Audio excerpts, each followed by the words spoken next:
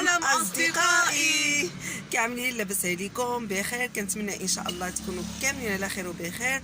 وسمحوا لي بزاف حيت ما كنقدرش نعمل معكم الفيديوهات لاني انا صراحه ربي مشغوله بزاف وكنت مريضه السيمانه اللي فاتت. دابا شي 15 يوم انا وامينه مرض ياك امونه.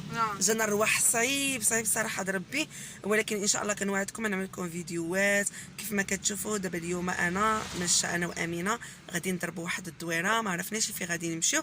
المهم غنخرجها شويه، غادي تفوش شويه كيف ما كتشوفوا. شوفوا امينه عملت ما شاء الله الحجاب، شوفوا الحجاب زول من نظر امينه حيت اليوم الشميش. شوفوا امينه عملت الحجاب ديالها ما شاء الله، جات مزيونه بزاف. والحجاب هي اللي بغات تعملو، ما رغمتش على بنتي الحجاب. امينه ولات كتعرف بزاف، ولات كتفهم، ولات كتعرف شنو الديانه ديالها. يعني ولات كتعرف هي مسلمه، يعني خصها تصلي، خصها تصوم، خصها تعمل بزاف ديال الحوايج بحال الحجاب. بزاف ديال الناس كيقولوا لي ما ترغمش على بنتك، لان صراحه ربي انا ما كنرغمش عليها. الا بغات تعملوا عتعملوا، الا بغات تزولوا عتزولوا، ولكن هي عملته على اقتناع وعاجبها الحال. وكتصايب السبنيه الراسه، يعني الشال كتعدلوا الراسه، والحمد لله اللهم لك الحمد. كيف حال اللي بغيت نقول لكم وليداتنا اللي فيهم اضطراب طيف التوحد ضروري خصنا نعاونوهم، ضروري نفهموهم اولا.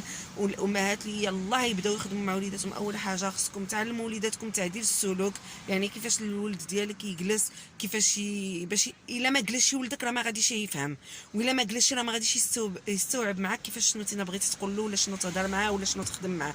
انا اول حاجه بديت مع بنتي هي علمتها كيفاش تجلس، لان امينه كانت فيها فرط في الحركه، اللي كانت حركيه بزاف. علمت بنتي تجلس، علمت بنتي تشوف فيا بطرق اللي بسيطه، بالوسائل اللي هي عاديه. ما كنشارجيش على راسي، ما كنعملش شي حوايج اللي صعابين اللي ما نقدرش نعملهم، اللي ما نقدرش مثلا تجيب معايا شي نتيجه. انا كنعمل شي حاجه بسيطه وتا بنتي كيعجبها الحال، حتى بنتي ما كتكونش مثلا صعبه عليها. كنحاول نحط بنتي حدايا ونعطيها المسائل اللي هي كيعجبوها، اللي غادي تنتبه معايا فيهم، اللي انا نخدم معاها وهي يكون عاجبها الحال. كنخدم بالمحفزات اللي كيكون محفز اللي كيكون قوي. هادشي كامل انا كنقول لكم دائما في الفيديوهات ديالي. كيف ما كتشوفوا شنو سميت هذه حديقة الحيوانات. برافو امين. نمشيو الحديقة ديال الحيوانات. كيعجبك من الحيوانات؟ تعجبني. ايوا حنا غادي نمشيو نشوف. هنايا امينه بالفرحه غير طلقت لها من يدها وهي تمشي كتجري. عييت ما نقول لها امينه وقف، ولكن فرحانه هي كانت. هنايا دخلنا الباب ديال الحديقه، يعني الدخله ديال الاولى. امينه كيف ما كتشوفوا هي ماشيه وكتشوف ديك النباتات، ولكن الحمد لله كانت كتعمل واحد الحاجه اللي هي كانت خايبه بزاف، كانت كتقطع الورد وداك الشيء. ولكن في هذه المره هذه امينه الحمد لله ولات كتفهم، ما قطعت والو، جبرت واحد الحاجه في الارض هزتها بقات عاملاها في يدها، ديك اللي كتشوفوا في يدها. انايا مشات بغات تصور مع هاد السبع اللي هنا، وامينه ناشطه وفرحه وكتغني اللهم لك الحمد. مشات باش تصور مع هاد السبع، وهي في واحد الحيويه ما شاء الله عليها. شوفوا هنايا كتهضر معاه كتقول له شوف شنو في يدي هنايا. صراحه ربي كان كنت بغيت نخلي الصوت ديالها، ولكن جا الصوت ماشي مسموع، وجات بزاف ديال الهضره اللي الناس اللي كانوا حدانا. اللي بغيت نقول لكم الدخله ديال هاد الحديقه ديال الحيوانات كانت شنو سميتو عاملين تخفيضات بالنسبه لذوي الاحتياجات الخاصه عامه. وانا عجبتني هاد القضيه بزاف، بغيت نقولها لكم. شوفوا هنايا بدينا بهاد القروده بحال اللي كنقولوا من القرده.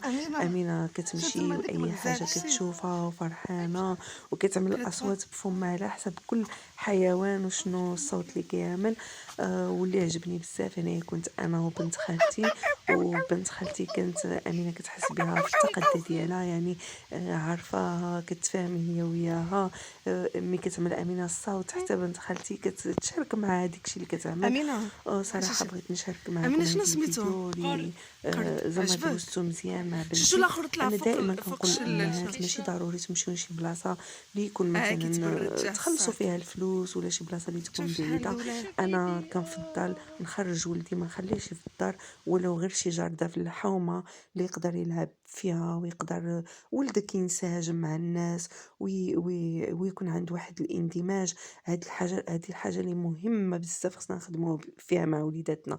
كيف ما كتشوفوا هنايا حاولت كل حيوان نصور لكم شنو الاسم ديالو باش حتى نتوما تديو واحد الفكرة، وفي نفس الوقت حتى شي واحد شاف الفيديو يعرف شنو الحيوانات اللي هنا، شنو الاسماء ديالهم.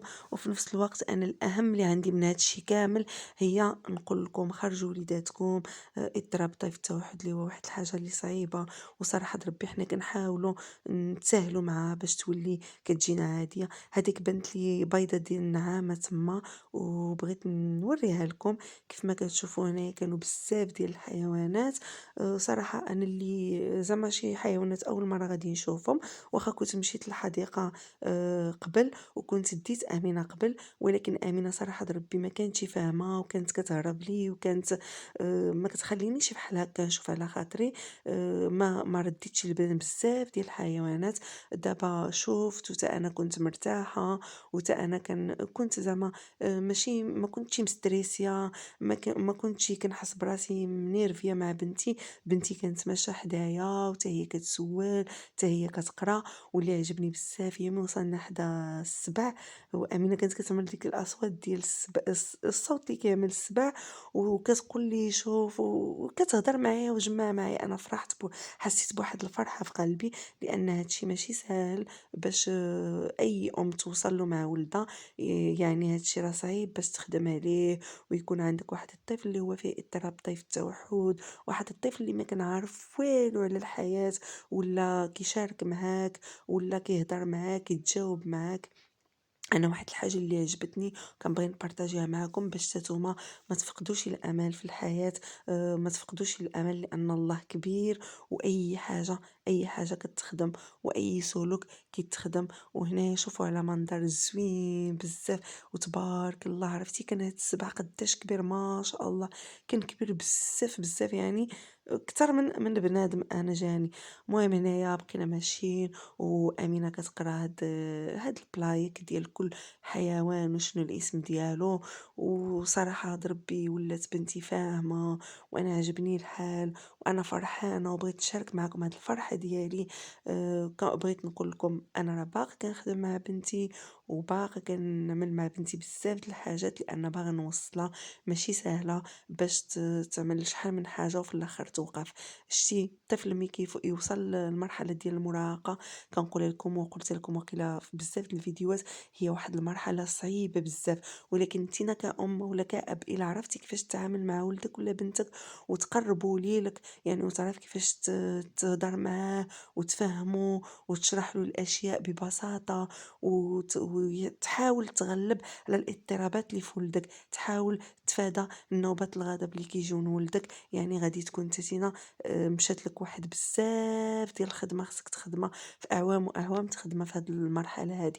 انا امينه الحمد لله وليت كنفهمها، واخا كيحاول يجيوها ليك خيز انا كنبرد بنتي، كنقول لها تينا كبرتي، تينا وليتي كتفهم. وشوف ما شاء الله امينه عملت الحجاب، حتى واحد ما فرض عليها، وحتى واحد ما رغم عليها الحجاب، هي اللي بغات تعملو، هي اللي قالت انا مسلمه خصني نعمل الحجاب.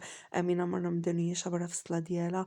يعني هذا واحد الانجاز اللي هو كبير كبير، وانا كنحاول نبارطاجي معكم اليوميات ديالي انا وبنتي.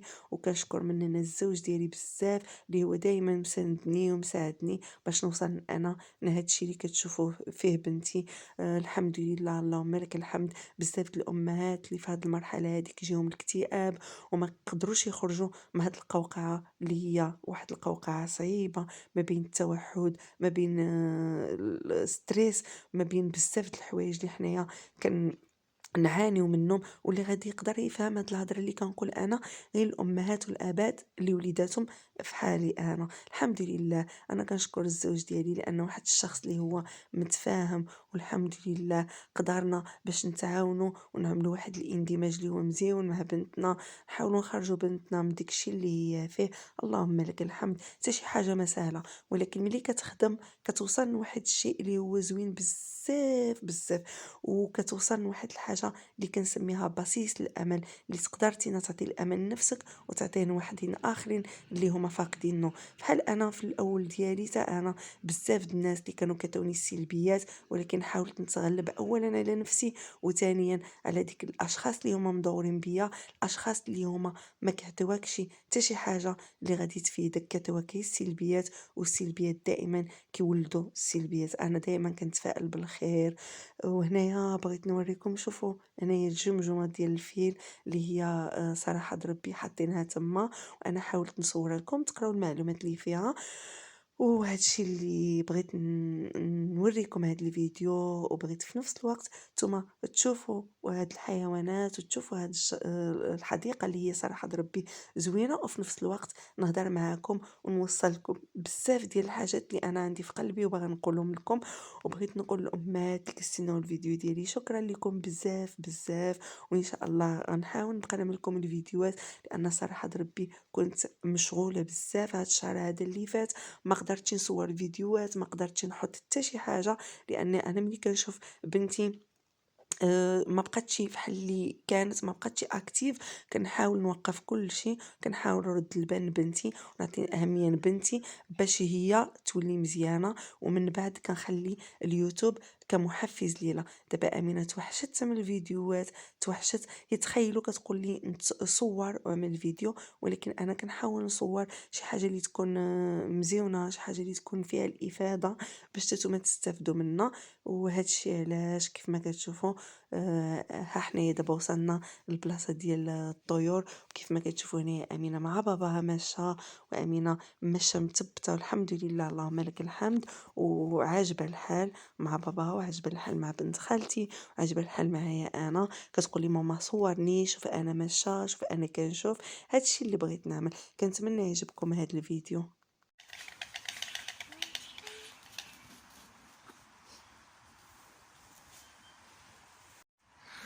باقي خصك بزاف باش تولي قد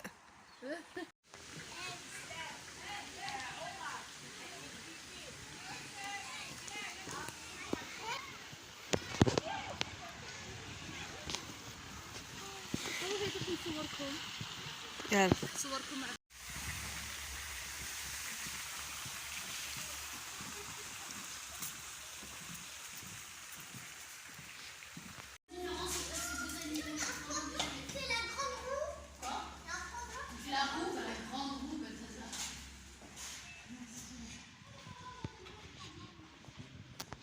بالحق كيكونوا شباب ملونين. كيكونوا حداد كيجيو شباب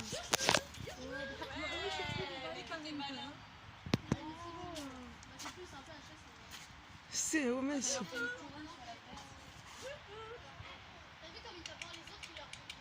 فرحان دا.